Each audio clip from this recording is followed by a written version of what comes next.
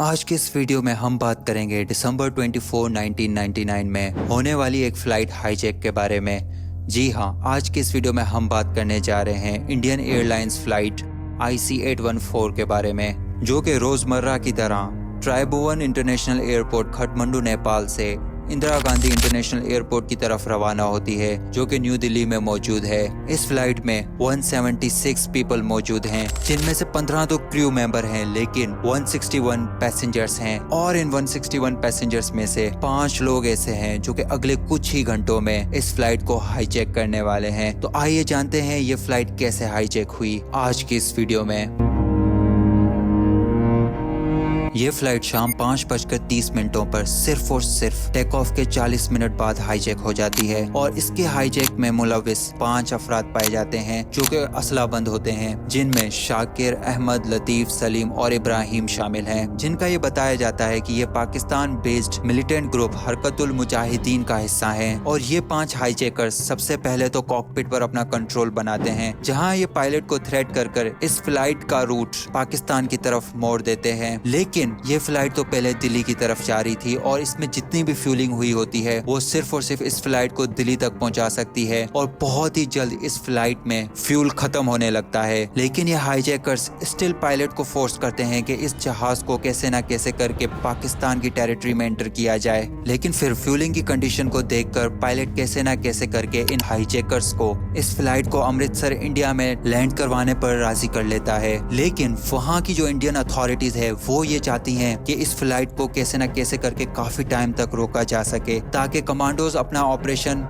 कर सकें। और इस फ्यूलिंग के प्रोसेस को बहुत ही स्लो कर दिया जाता है। लेकिन ये बात इन हाईजैकर से ढकी छुपी नहीं होती और ये हाईजैकर्स बहुत ही जल्द इस बात का अंदाजा लगा लेते हैं कि यहाँ कुछ तो गड़बड़ है। और वो हाईजैकर्स फिर पायलट को फोर्स करते हैं कि इस फ्लाइट को अभी के अभी टेक ऑफ किया जाए। और सिर्फ 25 मिनट्स में इस फ्लाइट को फिर से टेक ऑफ कराया जाता है, इससे पहले कि कोई रेस्क्यू का ऑपरेशन रद्द अमल में लाया जाए। और ये फ्लाइट फिर से टेक ऑफ करने के बाद पाकिस्तान की तरफ मोड़ दी जाती है, जहां पहले तो पाकिस्तान एयर पुलिस पाकिस्तान में लैंड करने की परमिशन को डिनाई कर देती है। लेकिन कैसे ना कैसे करके पायलट इंडियन एयरलाइन कमीशन को राजी कर लेता है कि वो पाकिस्तान से लैंडिंग की परमिशन मांगे, वरना वो सब क्रैश कर जाएंगे, क्योंकि फ्लाइट का फ्यूल बहुत ही लो हो चुका है। और इंडियन कमीशन के कहने पर पाकिस्तान इस बात पर रजामंद भी हो जाता है कि वो फ्लाइट को पाकिस्तान की टेरिटरी में लैंड कर सकते हैं। और अराउंड 8:07 पर ये फ्लाइट पाकिस्तान में लैंड कर जाती है। और पाकिस्तान में फ्यूलिंग के प्रोसेस को मुकम्मल करने के बाद ये फ्लाइट फिर से टेक ऑफ करती है।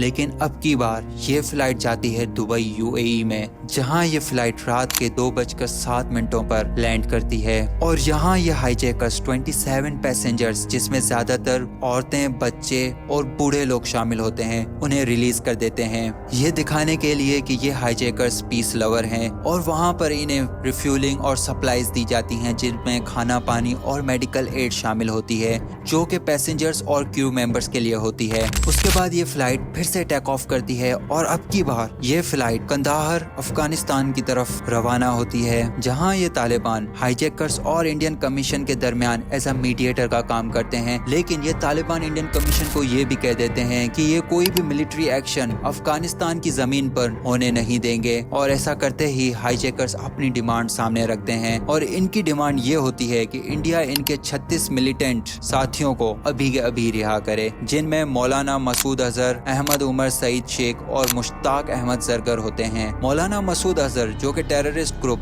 जैश मोहम्मद के फाउंडर होते हैं। और इन हाईजैकर्स का ये भी कहना होता है कि अगर इंडिया वालों ने इनकी ये डिमांड ना मानी तो वो हॉस्टेजेस को मारना शुरू कर देंगे। और ये निगोशिएशन तकरीबन 6 दिनों तक चलती रहती है, जहाँ इंडियन गवर्नमेंट को काफी क्रिटिसिज्म का सामना करना पड़ता है, जिनमें हॉस्टेजेस के फैमिली मेंबर्स इंडियन कमीशन पर बहुत ही जोर डालते हैं कि वो अभी के अभी उन प्रिजनर्स को रिहा करें और कैसे ना कैसे करके उन हॉस्टेजेस को सेफली इंडिया वापस लाएं। लेकिन इंडियन गवर्नमेंट बहुत ही देर कर देती है। और इतनी देर में एक पैसेंजर जिसका नाम रुपिन कटियाल होता है, उसको ये हाईजैकर्स बहुत ही बुरी तरीके से मार देते हैं। और वो उसके मर्डर को इंडियन गवर्नमेंट को प्रेशराइज करने के लिए इस्तेमाल करते हैं। लेकिन 31 दिसंबर 1999 में इंडियन गवर्नमेंट गवर्नमेंट इस बात पर एग्री हो जाती है कि वो उन 36 प्रिजनर्स में से 3 को रिहा कर देंगे, जिनमें मौलाना मसूद अजहर, मुश्ताक अहमद जरगर और अहमद उमर सईद शेख शामिल होते हैं। और इन 3 प्रिजनर्स को इंडियन ऑफिशियल्स इंडियन एयरलाइंस में लाते हैं और अफगानिस्तान में पैसेंजर्स का और प्रिजनर्स का एक्सचेंज शुरू होता है और वहीं वो हाईजैकर्स अपने साथियों को लेकर वहां से भाग जाते हैं और माना यह जाता है कि वो वापस पाकिस्तान चले जाते हैं। लेकिन इस हाईजैक के बाद इंडियन गवर्नमेंट पर बहुत ही प्रेशर आया और इंडियन एविएशन सिक्योरिटी पर भी काफी एतराजात उठे और उसके बाद इंडिया ने अपने लॉज बहुत ही स्ट्रिक्ट कर दिए, जिसके बाद आज तक इंडिया की कोई भी फ्लाइट हाईजैक नहीं हुई। तो आप लोगों का क्या कहना है इस हाईजैक के बारे में? अगर आप लोगों को मेरी ये वीडियो अच्छी लगी हो तो मेरी इस वीडियो को लाइक करना मत भूलिएगा और अपने दोस्तों के साथ भी जरूर शेयर कीजिएगा। मैं मिलता हूँ आप लोगों से मेरी नेक्स्ट वीडियो में, तब तक के लिए अल्लाह हाफिज।